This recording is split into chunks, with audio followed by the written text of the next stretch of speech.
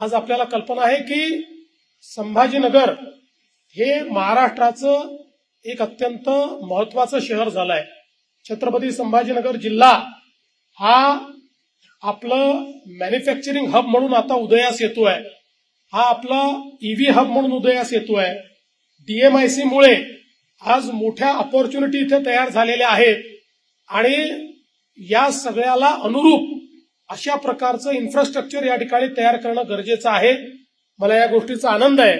आपल्या सगळ्या लोकप्रतिनिधींनी एकत्रित येऊन आणि महानगरपालिका, पोलीस विभाग सगळ्यांनी एकत्रित येऊन मोठ्या प्रमाणात अतिक्रमण निर्मूलनाची मोहीम या ठिकाणी हातामध्ये घेतली आणि त्यातनं शहराला चांगलं करण्याचा प्रयत्न आपला आहे.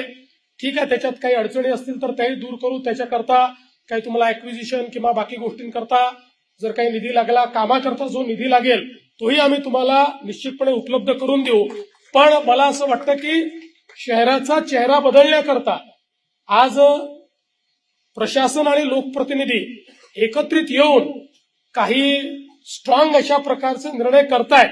ही पण आनंदाची गोष्ट आहे. त्यामुळे जरूर त्याला जो काही पाठिंबा द्यायचा असेल तो आम्ही राज्य शासन म्हणून मी असेल, शिंदे साहेब असतील किंवा अजितदादा असतील, आमचा पाठिंबा हा तुम्हाला निश्चितपणे त्यामध्येही प्राप्त होईल. या शहराला एक चांगलं स्वरूप देण्याकरता आम्ही निधीची कमतरता पडू देणार नाही हा विश्वास आपल्याला देतो. पुन्हा एकदा 26 MLDचा हा प्रकल्प आता पुनर्स्थापित होऊन संभाजीनगरकरांकरता रुजू होतोय. त्याबद्दल छत्रपती संभाजीनगरच्या सर्व नागरिकांचं मी मनपूर्वक अभिनंदन करतो. सर्व लोकप्रतिनिधींचं अभिनंदन करतो.